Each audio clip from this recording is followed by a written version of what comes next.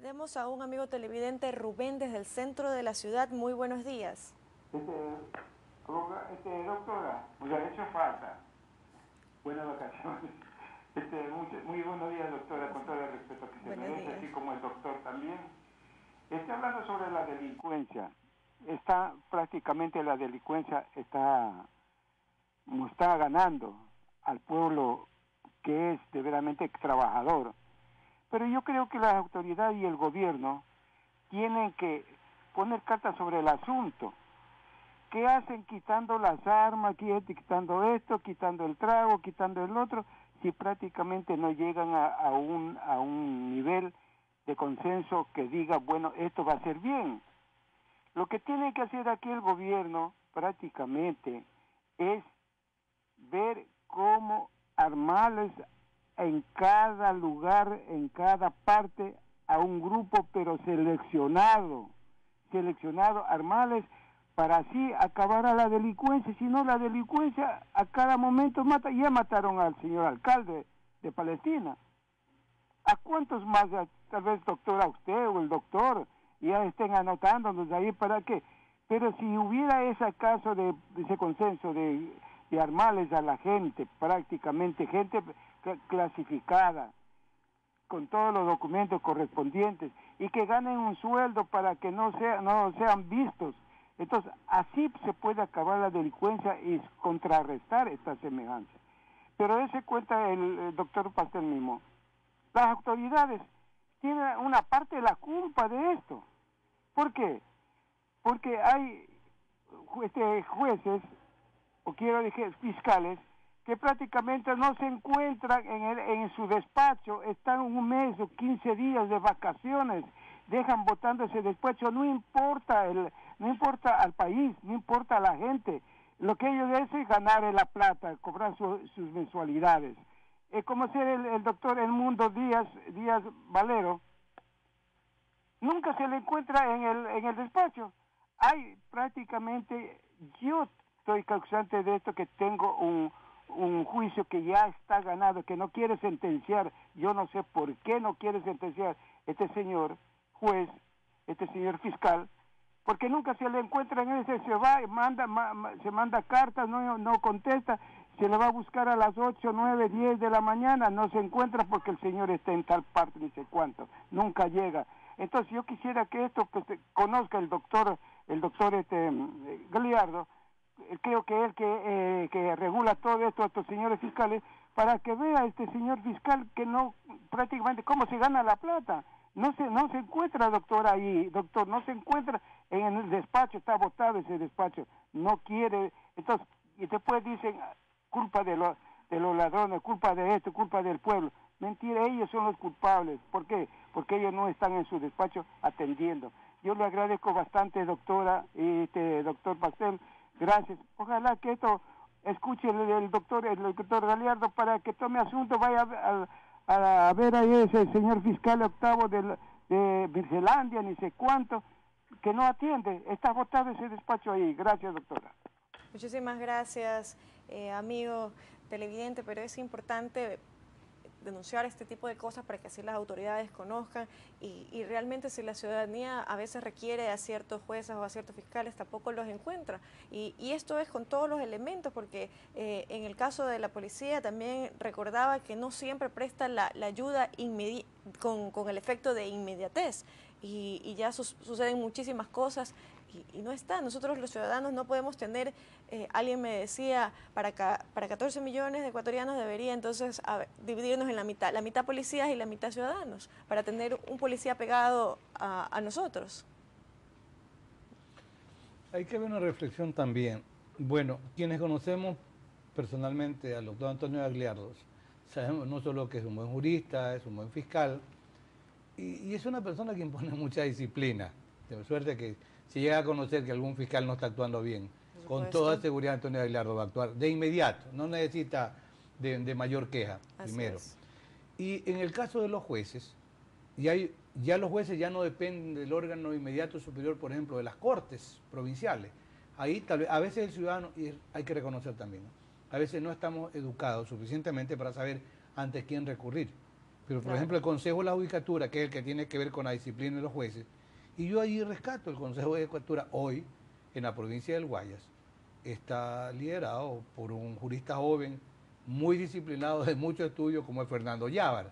Entonces, de manera que yo sí sostengo que hay autoridades de control jóvenes en la provincia, ambos buenos juristas, muy disciplinados y muy enérgicos, de manera que cuando llegan a conocer, con toda seguridad que actúan.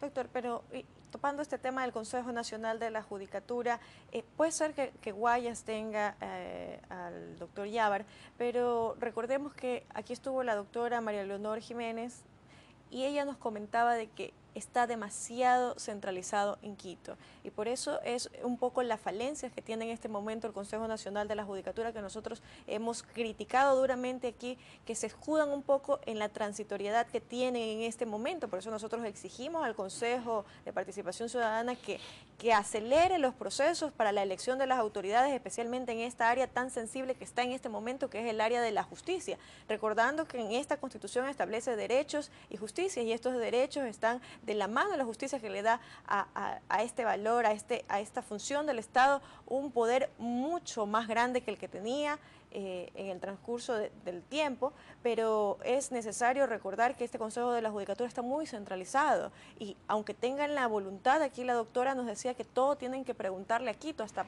por la mínima cosa, hasta por un aire acondicionado, tienen que pasarlo a Quito y es un sistema muy burocrático en este momento.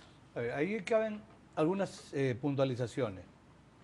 La mayoría de las autoridades en el país son autoridades que tienen el cargo, en este momento, la calidad de ser transitorias, no, ni siquiera con funciones prorrogadas, por la Constitución del 2008.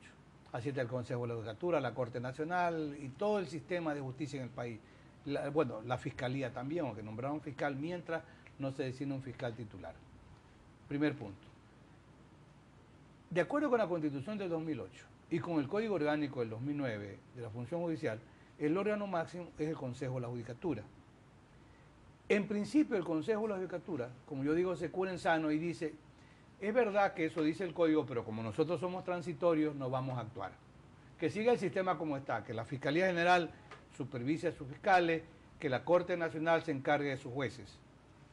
Pero un día, no sé si por buscar protagonismo o cumpliendo consignas, el Consejo de la Judicatura se convierte casi en una instancia más de la Corte Nacional de Justicia. Toma procesos, examina actuaciones de los jueces al dictar sentencia y porque no está de acuerdo los destituye. Ese fue un ejercicio abusivo de poder del Consejo de la Judicatura, que además el Código Orgánico de la Función Judicial dice que los órganos de la función judicial y el Consejo de Judicatura es un órgano, son independientes entre sí y expresamente prohíbe la intromisión de un órgano en la esfera de competencia del otro y establece como consecuencia esa intromisión que hizo el Consejo de la Judicatura, que es lo que determina la destitución. Cuando eso ocurrió y alguien me comentó, yo le dije, a ver, pongamos la cosa de esta manera.